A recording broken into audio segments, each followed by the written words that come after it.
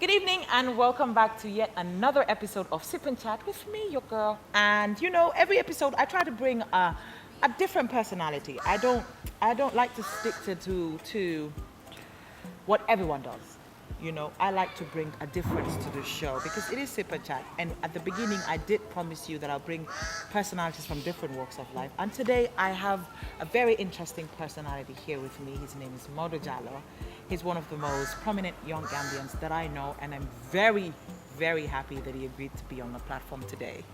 On today's episode, we'll definitely get to know Maudo. We'll ask Maudo what Maudo does, but we'll also try to get to know Maudo outside of work. I know a little bit because, I would like to believe we're friends. Absolutely. We are, so I know a little bit, but I want you all to learn with me a lot more about Maudo. Please put your hands together. I know you're home, but let's do the imaginary clap that we do. Maudo Jallow, ladies and gentlemen. Maudo, welcome to Sip Thank and you, Chat. thank you. It's a pleasure to be on. Thank you. And I'm looking forward to the conversation. I'm very excited. Well, just to start things off, I like to do this thing with my guests where I ask you, who is Maudo? Okay. Like, who's Maudo? I don't often find myself in a situation where I have to talk about myself. I guess I work in an industry where I constantly talk about other people and ideas and things like that. So I don't have like this prepared answer for you. But I guess some of the things that define me are, I'm Gambian, first and foremost. I'm someone who believes very strongly in ideas around, being inclusive, having a good time, being young, taking risks. So those are some of the things I believe in. In terms of who I am, I'm a development professional. For people who don't know, it means I work in sort of international development, so helping countries, developing countries, sort out their policies, their strategies, and also I'm a consultant on various things, political, business, and so on. So yeah. That's interesting. This leaves us a lot of room. And I'm Let's get into it. I've rolled up my sleeves, so I'm ready. Yes, I'm ready. Okay. You said you have a consultancy, I'm guessing. Yes. And, Yes. But one thing I do know is from the beginning, I know that you work for the Tony Blair Institute. Yes, I do. What yeah. is that? Okay, so it's similar to the Clinton Foundation, which is more known, the Obama Foundation and things like that. Usually when world leaders leave office, they want to have an outlet to be able to still influence things, to do good work around the world. And in my case, I work for the Tony Blair Institute, which from the name, obviously, he's the former Prime Minister of the UK. And after leaving office, he decided that he wanted to do some work around Asia and Africa. So I've been privileged enough to be a part of his team in Ghana. And now I just moved here a month ago to be a part of the team in Gambia. I was going to say that. Yes. You were in Ghana for a little over a year, no? Longer than that. I was in Ghana for 2.5 years. Yeah. And before that, you worked for the UN. Yes. Why In did New York. Why did I leave the UN? Because I know you originally, I feel like your base of work is the Tony Blair Institute, right? Yes. Do they place you in all these places or do you apply? No, I actually, which is very rare actually for a young person, is I've actually had a huge say in my career trajectory up to this point. Nice. And I've pretty much chosen the places that I've ended up in. But going back to your question about why I left the UN, at the time a lot of people were, why would you leave the, but the problem was, it was a combination of things. So one was that I unfortunately had a boss, and I can talk about it now because it's far enough removed. I had a boss who I felt was discriminatory, who I think actually was racist. And it became very apparent to me that I wasn't wanted, and you never want to stay somewhere where you're not wanted. I know that feeling. Yeah, right. So after a while of sort of sticking around and saying, okay, I'm at the UN, anywhere I go from here would be going down, I changed my mindset because I thought, no, it's me. It's not about where I work. It's about what I bring to the table. Yeah. So I started to apply, I started to look around, and I decided to do something that I think I'm pretty good at, which is networking. And eventually I found out about the work that the Tony Blair Institute does in Ghana. And the way in which and this answers your question, the way in which the work we do is different from the UN is we're not overly diplomatic. We get stuck into the difficult issues. Okay. And for example, now, and as I was in Ghana, we're embedded within government institutions. Okay. So everything from the presidency to ministries and so on, where we actually roll up our sleeves again and get down to doing the actual work that's needed. It's not that I'm bashing the UN. I think it's a fantastic organization. However, they focus more on things like, putting out reports, putting out papers, putting out policy briefs. Exactly. Yeah. And I actually find that being a part of the system, and the work, whether it is clean or dirty, is where the satisfaction comes. that's where you really get things done, Yeah. right? So for me, when I left, it made sense, and I also chose Ghana because I grew up in Ghana for I was in Ghana for 8 years. Oh, nice. So it felt like a second home. Absolutely. Going back. Yeah. And then you moved to Gambia. You moved back like a month ago. Yeah. Did you choose to come back home? Yes. Why? There were various there were various offers Okay. for other jobs in Ghana. There's a job in Dubai. There was, yeah, but you see, for me, it's never really been about the location. If that was the case, I never would have left New York. True. So for me, it's always been about what I care about doing. I'm someone that is driven by that, and I think I get that from my parents, because both of them were, civil servants, initially locally and then internationally. So I guess that's where I get it from. But it's always been about that for me. It's never really been about locations. I still like to travel to certain places and stay for 2 weeks, 3 weeks, have a good time, and come back. Home. But this is where the work really is. Yeah. So you moved back to Ghana. You moved back home a month ago. What are you doing now? So, Sip. yeah. Take a sip. The reason I stopped is because I want to make sure that I'm explaining it properly. So, again, like I mentioned, we get stuck into the work. So I'm currently embedded within the Gambian government. Okay. Working on policy, working on strategic interventions, and again, I'm pensive because I'm trying to make sure that I don't. You say the right thing. Yeah, I say the right things, which we can break down later. But initially, so yeah, it's basically around providing advice to the government, and being a part of the government. So I actually have an office within the government, but I'm paid for by the Tony Blair Institute. Okay. Yeah, so it's that, being a part of it, but also being separate, which I think works really well, actually. I think so too, because it's like you have, or you're like a sandwich. You're sandwiched by the government here and by the Tony Blair Institute, so you get best of both worlds. Indeed, which is good. Although sometimes you face challenges because people here might see you, even though I'm Gambian, I speak, at least one local language where, I can speak to people and they will feel comfortable.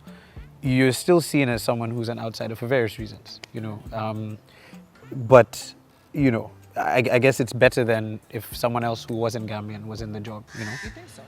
Yeah, I mean... Because from what you said, I'm getting the impression that even though you're Gambian, you kind of feel like you're treated, or maybe the impression that they give you, or the impression you get is like you're foreign as well.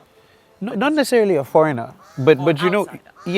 Because how you've I'm sure seen this, right? So people have a certain view of what it means to be Gambian, right? People have a certain view of what it means to be self-made, or someone who has done extraordinary things in their life. When you're viewed to be of to have enjoyed certain privileges, or to have gone outside and then come back and things like that, there's a way in which people then treat you differently. That is true. Sometimes it's to your benefit, sometimes it's not. But it has its pros and cons. Exactly. And I don't really know what it is like in the government. And I don't want to say stuff because it's difficult sometimes, especially when you're young. It is. especially when. I'm guessing when you're young and you have a huge role and a responsibility. Yes, yes, Kind of and it's no secret that, you know, I'm being paid by an international organization, so there's all these. Complex. Right. And also you know you have people that might think that I'm not deserving of the role. That's right. I've heard there people comes the age thing. You're too young. young to be in this assume role. that Exactly. I've had some people, you know, use words like lucky. Oh, wow. Use That's the hardworking. yes, use words like lucky, all of a sudden, and things like that. What people don't know is I've been working on getting this role for 9 months. It's not something that happened overnight. It's just I didn't talk about it, but you know, I've been working on it for 9 months. So for me, it's never really been about proving anything to other people because their perception is going to be their perception regardless. You know, we've all seen it. You know, some. So I always say this: your perception of me is in your head. Yes. It's not in mine. Yeah. The best thing I can do for myself is to continue to move ahead. Yeah. Yeah. So because there's certain things that people will never truly understand, you know. So I remember listening to Jeff Bezos actually talk about Amazon. Jeff Bezos started Amazon in the 1990s, right? He didn't make a profit, although artificially, until the late 2000s. Yes. That's Now when he actually blew up. blew up. Yeah. So for a lot of people, it was like, oh my God, overnight He come success. overnight Yeah, you know, success. he But came that's out the of thing nowhere. though, it's like But he's been decades working of on it hard for work. for 15 years. Exactly. Yeah. And So then so you just see that, so it's like, again, if he is facing that on that scale, who am I to complain? Because mine is on a much smaller scale. I like that. So, I like you know. that that's how you think about things. Yeah. And so, I mean, moving back home, and obviously you've lived in Ghana before, and then you were there 2.5 years, and Yeah. you just got back home. Yeah. What are some of the most apparent differences between Ghana and I know. Okay, you know what? Just give me two. Yeah, no, I mean, the reason I said I did that was because, you know, I don't want to sound like I'm praising Ghana, you know, or something No, like that. I But mean, I mean, I'm just you know, tell it like it is. If so- you've so- seen Ghana on TV, if you've been to Ghana, you know that it's a very, very developed African country. Yeah, So yeah. you're just telling So me that. one of the things, so I'll break it into 3 categories. So I'll focus on just an example of just development. Yeah. I'll talk about socially as well, the differences I've seen, and also maybe even economically, Yeah. right? So first of all, in terms of how developed the country is, I really admire how digital Ghana is, right? There were times where I would be in Ghana, between my bank card and my phone, I didn't need to hold any cash for 2 months, 3 months. I didn't need to, you know, everyone takes mobile money, more or less. If they don't, you can pay by card at restaurants. You can use your card to pay almost everywhere. Even to pay informal workers. So if you have someone that comes to clean your house, or you have someone that, you know, even a gardener, whoever, Yeah. you know, even the person selling food outside your house takes mobile money. Oh wow. Yes. So you're not using cash most of the time. And what that also allows you to do. You know, that explains why you're not used to holding cash. Exactly. So I hate the fact that you have to carry so much cash all the time. And you know, fortunately I have friends that help me out, because sometimes I have to call my friends and be like, can you take cash to this person for me, and then I'll give it back to you later. Yeah. Because I'm just not used to it. And also I'm quite bad when it comes to money. When I have cash, Yeah. I tend to spend it, or I give it to people, you know, that are begging on the street or something. It just goes, because I'm not used to holding so much cash, right? So that's number one, which has been sort of an adjustment. I hear that mobile money is becoming bigger and bigger in Gambia now. I'm hearing good things about AfriMoney and so on. So let's see how that goes. So that's number one. I think socially, especially among young people, I find that in Ghana, I had a lot more, there was an exciting buzz about young people and what they're doing, the things that they're interested in, the moves that they're making, the things that they're able to be a part of. Again, I just moved here, but also it's not like I'm It's new a to foreign Gambia. country. You know, I even when I didn't live here, I would come every year at least once. So, but what I don't see here, and what I'm hoping actually through some initiatives that I'm still formulating, that we can have more of a community of young Gambians that are willing to work together and are willing to collaborate, and beyond all of that, just have a bigger mindset in terms of what they're aiming to do. because it's very powerful actually once you get out of that small town mentality that a lot of people have and you look beyond your borders. Even if you don't look beyond your borders, there's a lot of opportunity here that you can tap into. So for me, that's one of the things that I'm looking to work on, looking to change. But right now, that's one of the differences. And then lastly, just economically, right? You know what I mean? And again, unfortunately, in some ways you can't really compare the two. Ghana has so many natural resources. It's, a bigger country, bigger economy and things like that. But when you start a business, because I was able to start a couple of businesses, small businesses in Ghana, and if you have a good idea, things take off pretty quickly. Like especially if you have the right networks and things like that. Here, it's not as easy because, first of all, spending power is not as high. Digital framework isn't as good. So, when you start a business, you need to think about how am I going to collect all this cash? How am I going to do this? How am I going to do that? In Ghana, things are a lot more easy to set up, to run, and also to grow. So those are some of the differences that I've seen so far. I mean, you can only hope that Gambia will, not that we're in competition with any other nation, but we're in competition with ourselves. Right. Gambia, we hope that 10 years from now, we're able to talk about this with like high vigor to say, you know what, 10 years ago we were not here, we're here now. So I feel like with people like you, with the mindset you have and the experience you have and the position you're at right now, things like that could change once you link with like-minded people. Absolutely.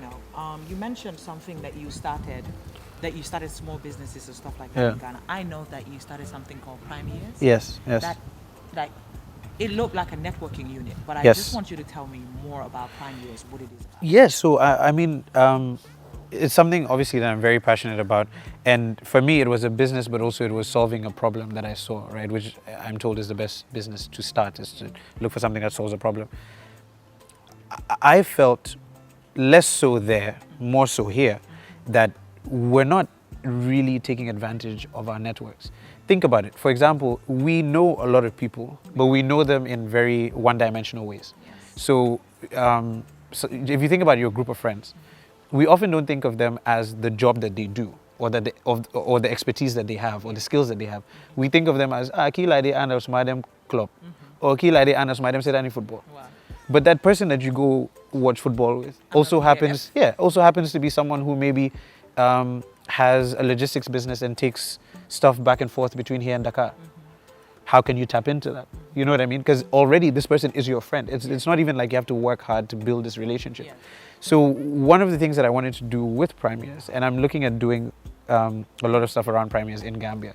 Happy to hear that. Yeah, hopefully hopefully it takes off. But the change that I wanted to make, and I did, I guess, quite well in Ghana, if I may say so myself, was to create spaces where people would engage differently. So the whole point of it was to bring people together and get them talking about what they do and how they can work together. So the best way to bring people together, I'm told, is food. I was about to say. So what we did was we organized brunches. We organized a couple of dinners, and basically, you pay per person. You attend. It's reasonable. You attend. You have brunch, but also there are 50 other people there who are there for the same reason, to network. So people come, they bring their business cards, they talk, and we usually have speakers. So these speakers usually talk about their journey. They look to inspire people, but also they contribute to the networking sort of dynamic that's happening. So it really was interesting, and it still is. I'm actually going to Ghana next weekend for our next event in Ghana. To be a part of that, and again, once I'm a bit more settled here, I'm hoping to do some of those events here as well. Well, we look forward to something like that. Yeah, sure. That is something that the youth need. That is something that the young people need. And I feel like in as much as, we might not be up to that level, but there are quite a few young people that are absolutely doing things. Absolutely. Coming out Absolutely. like, you know what, Absolutely. I have a brand, I have a company, this is what I do, and trying to build their networks and brands as well. So that is for sure. Really interesting. But I will go for a short break, guys. When we come back, more with Maudo.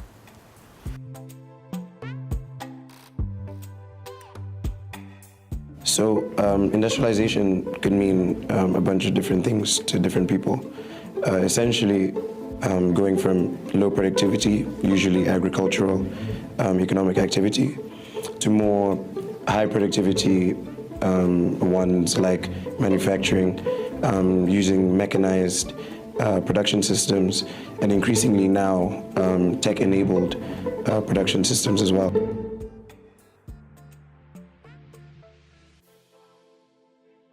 Welcome back, and with me I have Maudo Jallow, and I'm really enjoying this conversation because we're getting to know this gentleman on a different level.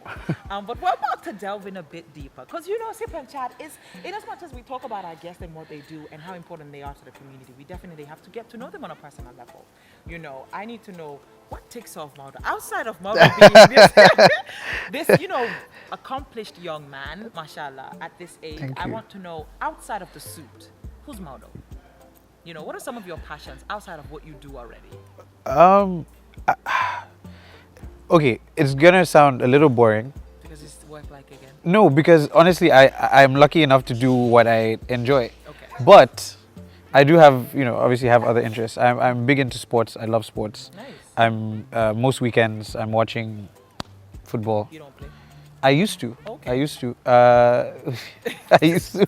Believe it or not, most people wouldn't believe it now because, but I played football. I ran track. I used to do 100, 200 meters. I used to do 100 meters too. Yeah, so, played basketball, played volleyball. Like, I used to do all of it. My best sport was football. Okay. And also track. I was pretty good with those. What's your favorite team? Manchester United. Ooh, high five. You see, it makes sense. It makes No, I mean, sense. it's the only team. There's no other team. supporting. There's no other team To be worth very supporting. honest, Manchester is the only team worth supporting. Yeah. So, but I want to know, is Yeah. Maudo in a relationship? Is Maudo a lover boy? No, so I'm not in a relationship. No, I haven't been lucky, unfortunately, with relationships. Yeah. Like, I don't know if it's. Okay, let me put it this way. I'm quite an intense person. Okay.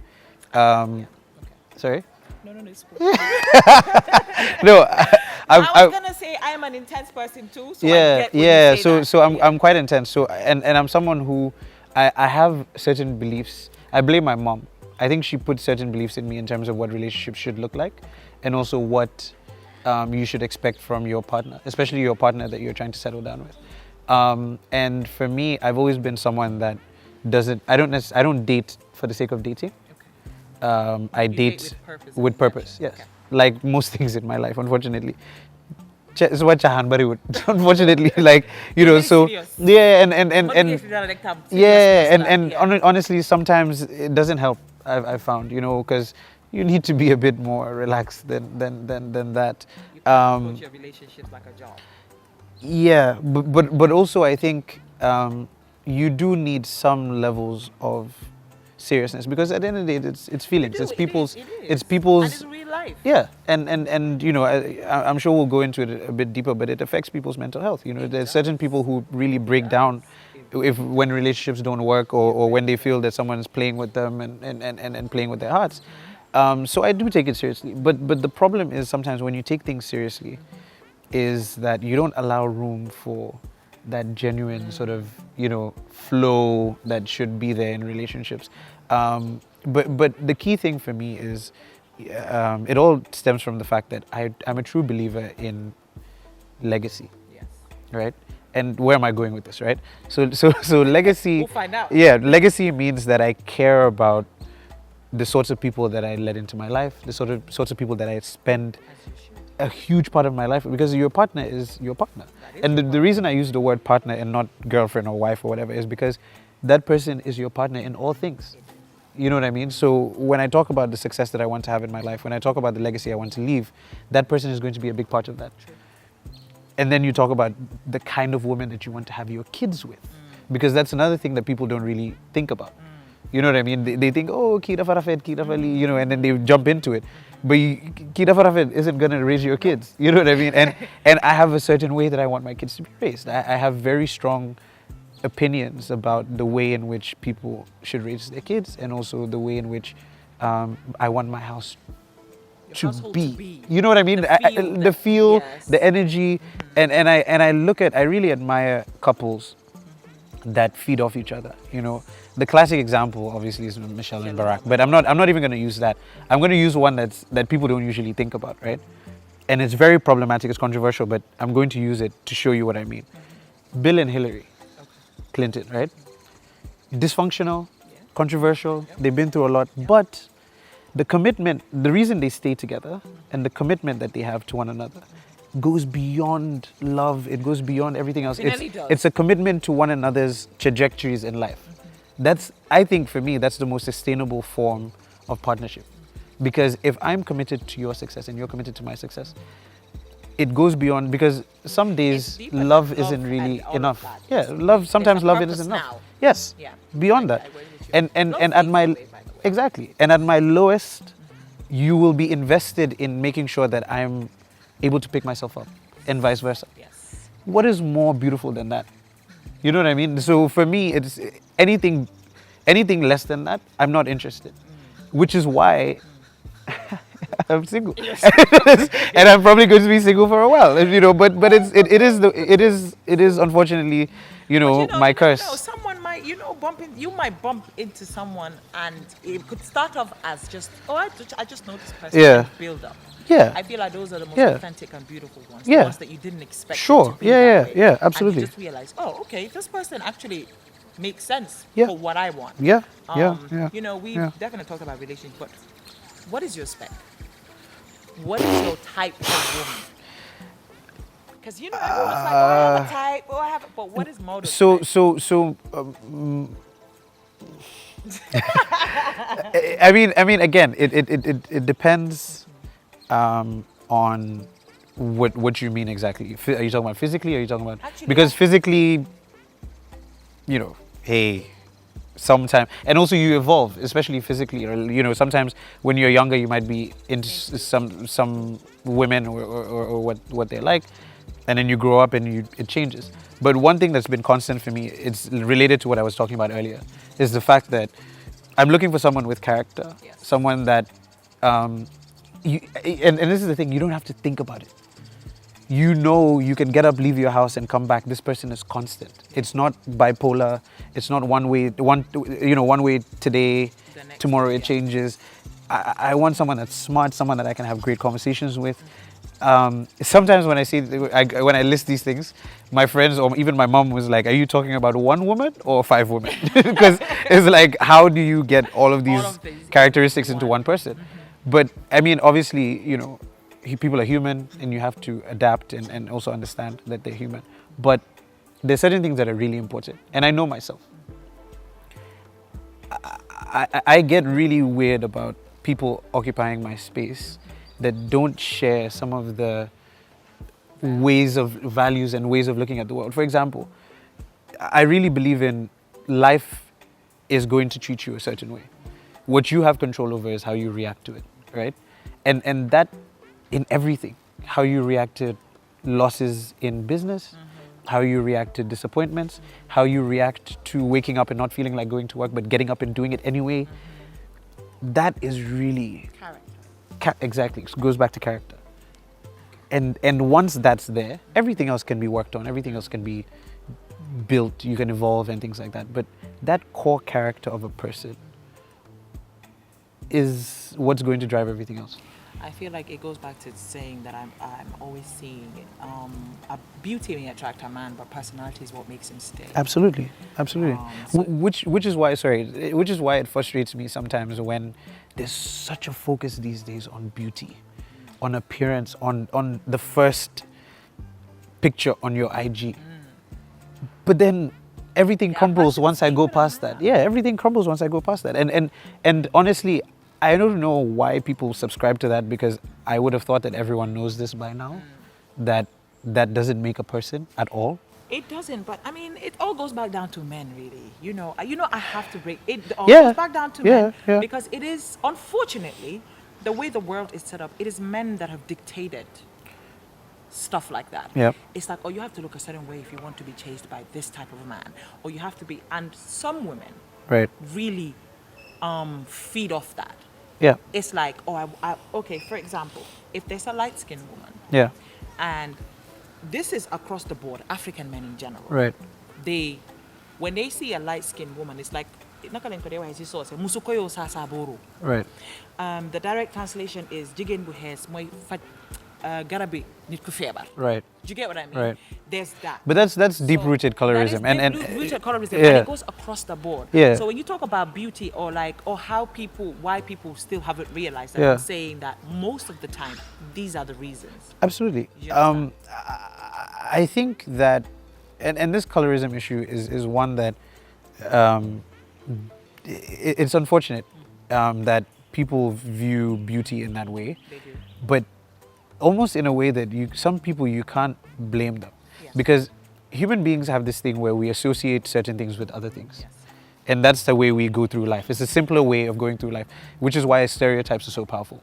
Because you hear, for example, if I say Gambian or if I say Nigerian, there's certain things that come to your mind instantly. Yep. And the thing about that is it's not even your fault. It's the fact that as human beings, that's how we understand life. That's how we package life so we can get through it much more easily. To your mind. Exactly. Your mind has already programmed that this is how you can navigate Exactly. through it. Now, so for a lot of men, especially men, unfortunately, that aren't as sophisticated or don't have an understanding of women beyond just Looks or skin tone. skin tone or looks, what they're thinking about is who is the woman that if I bring her to my friends, they'll be most excited about. And they associate that with, and it's deep, it's not even just light skin, it's deeper than that. It's the reason why, going all the way back to the beginning of this conversation, why as a young Gambian man working where I work, replacing, because the person that was there before was a white man in my job, replacing a white man, there's certain things that they associate with him that That now they I'm, cannot they will not be able their to, no mind matter is how not much they allowing them try, to associate exactly, that with no matter you. how much they try to True. manipulate their brain and change it, it's impossible. Because it's deep rooted from the day that they were born. If a man comes and the person is white, they associate that with someone who jogena out, he's bringing money, he's Jangana, bringing I'm not- jangana, he's bringing opportunity, he's bringing this, he's bringing that. When young Gambian kufaduga, hale bunda obi, how manakala def be am position be. Exactly. That's the way And it's and that sweeps across everything, including what we're talking about when it comes to colorism and things like that, because people associate Jigen Buhes or Jigen Bu mixed race or whatever with being exotic, being more desirable, being wealthier, Yes. you know, and things like that. And that in turn makes them inherently more desirable. Unfortunately. I like that. But I did say, what is your spec? You've told me character and a Yes. mindset, but like, okay, looks Yes. wise, what is it? Looks, You see I a mean- woman, what is the first thing that will come? I actually don't know. So here's the thing. I'm one of those people that, you know, we're at this great location and these apartments look great. Yeah, and if I drove past here a year ago and someone showed me this place and was like, it has potential, I'd probably be like, I can't see it. I'm actually very bad at looking at a place and thinking, oh, we could turn this into this and it would be very nice. I look, if it's nice, I say it's nice. I'm not very good at breaking down why I think something is nice or why I appreciate something. You know, I'm very bad at that. And that's why it's very difficult to answer your question in terms of breaking down, in terms of looks, particularly in terms of looks, like how I would break that down. I don't know. I like that. Yeah. Okay, that makes sense. So when you see something, you like it, you like it. Yeah. That's it. Yeah. There's no Yeah. logic Yeah. behind why I like it. And sometimes actually character can be so good that it actually influences how you view the person's looks. Because I've seen situations where I'm telling you, I meet a woman and because she's so, you know, elegant in the way that she carries herself, even the way she dresses, even the way she talks, And she that is comes across as more attractive. Yeah. Even though maybe if you just showed me pictures and I didn't know anything about the woman, I'd probably be less attracted to that woman. But just the way, and I think that's another key thing for me, is the way people carry themselves plays a huge role in terms of determining, not even just women, but even my male friends. I like being around people who carry themselves a certain way because it's just more enjoyable to be around people like that, to be honest. We're gonna go into something that is very important to me. That is mental health. Right. I feel like in the society, do you feel like society puts a lot of pressure on people to, do you think, I believe that society, the Gambian society, has Yeah. made mental health a taboo topic. Yes, for sure. And I feel like a lot of people suffer from it but don't really have an outlet to either express it or even seek help. Yeah. What are your thoughts on that, especially for men? Yeah, I'll tell you a personal story. So within my family, with my siblings, I'm probably the most in tune, let's put it this way, in tune with my emotions than my siblings, right? And growing up, I was always the one who's most likely to cry, Okay. most likely to react in an emotional way. And I've worked really hard to cut that out of my life because I don't think it's useful. But Wow. no, I mean in terms of reacting to things emotionally, Okay, yes. okay. But generally, I'm still I'm very emotionally intelligent. Sometimes I can be sad because I'm looking across the room and I see someone that's sad and it It was affects funny, me, it right? affects me, okay. I'm that kind of person. Now, growing up, both my mom and my older sister is a very, very mentally strong, sort of very calm and collected individual that doesn't really get shaken by things. And because of that, because I'm a man, both her and my mom have made comments constantly when I was growing up that like, grow up, you know, Yeah, you're why a are man, you how so, you do good? yeah, exactly, Lo why joy you, me. lo, Yeah, lo, yeah, lo, yeah, lo lo complain, joy, lo yeah, joy, you know, yeah. and things like that. And I often that felt shows a pressure. lot. Yeah. I often felt pressure to not be as emotional. But actually, I found that the reason I'm so passionate about my work is because of that. It's because of my compassion. It's because of those things that make me emotional are the same things that make me so good at my job because I'm able to empathize, you know, and feel other people's pain. So there's a way in which if you don't rationalize it and fully understand it and come to terms with it, it can drive you crazy. And I think generally you're right. In our society, it's very, very difficult to be a man that is also in tune with your emotions. Next thing they start saying you're gay. Yep, that is the quickest one. You know, I've had this conversation with different people as well. When it comes to, oh, Fanta, you know, you have a lot of male friends. Yes, I do. And it's like, oh, they all seem very in tune or very aware. I said, yes. I'm bad guy doing pacha. Why? Yeah. Because Hamden, if something is wrong, Yeah. they know something is wrong. Yeah. They're able to express Yeah. that. Whereas people think if you're macho tough all the time, that's Yeah. what makes a man. It's not even real. I always say that it's not real.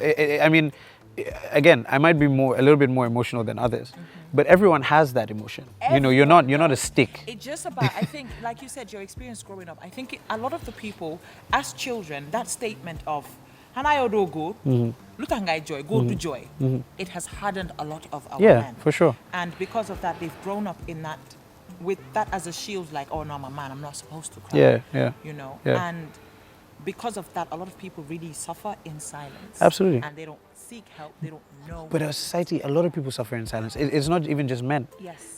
Everyone, especially, I of think course. sometimes I hear stories of what people are going through, and I'm like, oh, that is crazy, because you see them every day, they look fine, they look like they're going about their business, but actually, when they go home every day, they're crying in their bed. Yeah. Now, connecting this to mental health, I think, you know, again, I said I was going to give you a personal story.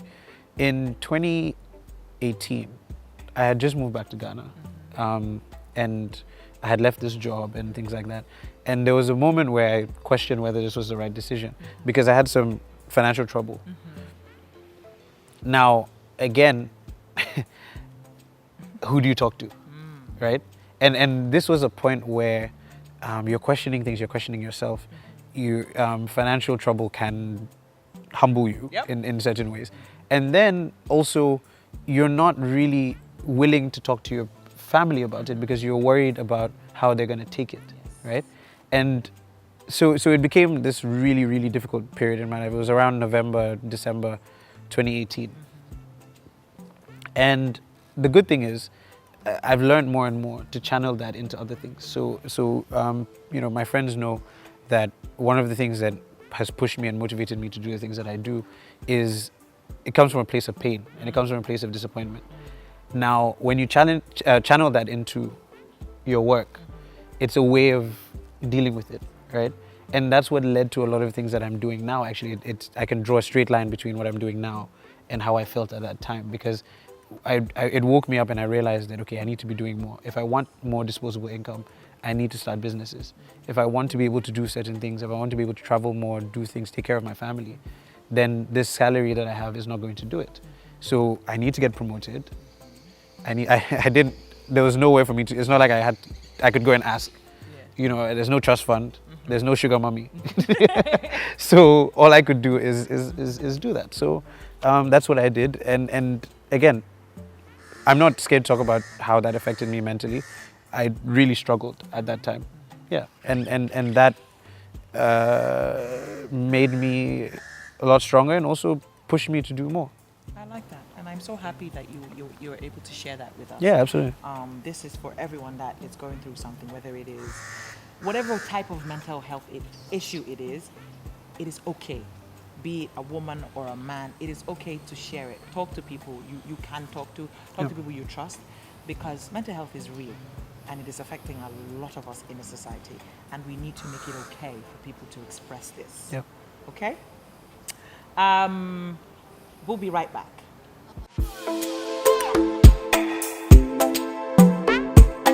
Welcome back to Sip and Chat. We're still here with Maudo Jallow, and you know, in Sip and Chat, obviously, what's a Sip and Chat episode if there's no Never Have I Ever game, right?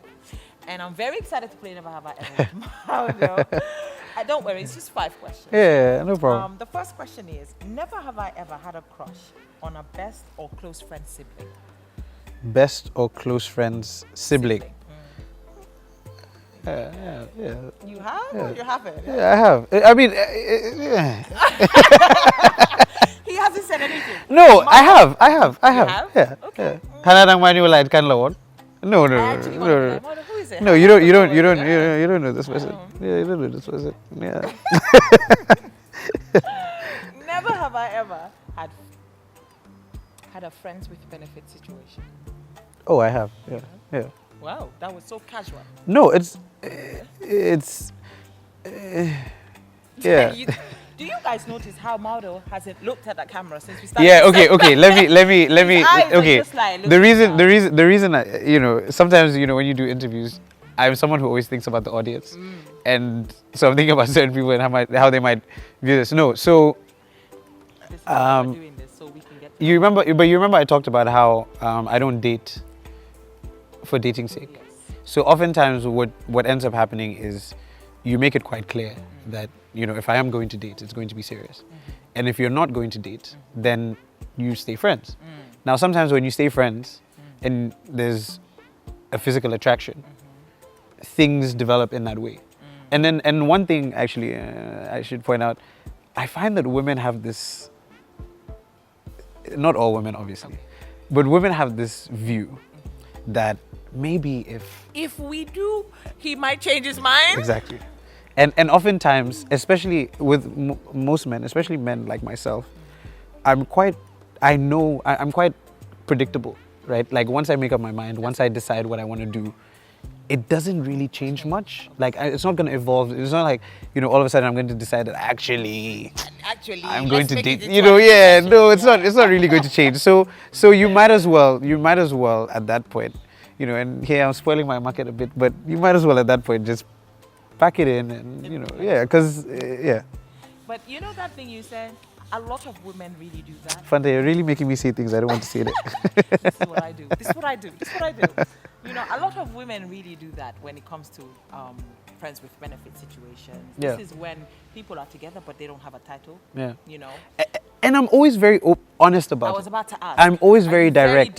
Like, this is what I want. And sometimes you almost feel bad because you want to be very honest, but being honest sometimes means that you're coming across sometimes as derogatory, right? Like you're being derogatory, and that I try and avoid. But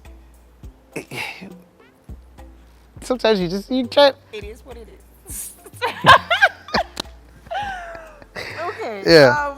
Never have I ever. I know you've done this, but I'm. Hey, don't. That's not allowed. You can't presume I feel like that I have when you haven't asked the question yet. Okay. Never have I ever. Benefit of the doubt, no. I will not give you that one. Not about this one. Never have I ever stalked an ex on social media. So, okay, what I want to know is, why did you assume that this is something that I've done? The more better, best my taste my phone be looking at my ex. Betu mala de You be for your body. Numala hamedal, maybe you know dal. No, okay, so yes, but also, I feel like it's going to sound like I'm turning this around, but Everybody does that. no, it's not everybody does that, but like, I actually genuinely care about people that I've dated. So you And even beyond, I mean, you're calling it stalking, but really for me, it's just checking on like how they're doing. And and not even most of the time, every relationship that I've had, I've never left a relationship and we have a bad enough breakup that we block each other. If we block each other, it's probably because we're trying to get over each other. And then there's always that sort of coming back where I follow my exes to this day on social media. So basically, yes, you've stalked an ex. Yes, I answered it straight, and then afterwards I gave my explanation. Yes. Yes. Like, this is what happens when you deal with smart men. Everything they want to explain. So if you're a fat man, all like, So my lolo mo diwa, muna limo is a problem. So ma hamon sa dumalayo bu school. Because I'm trying to explain everything. What explanation? It's nuance. Nuance is important. Nuance. Nuance. Wow.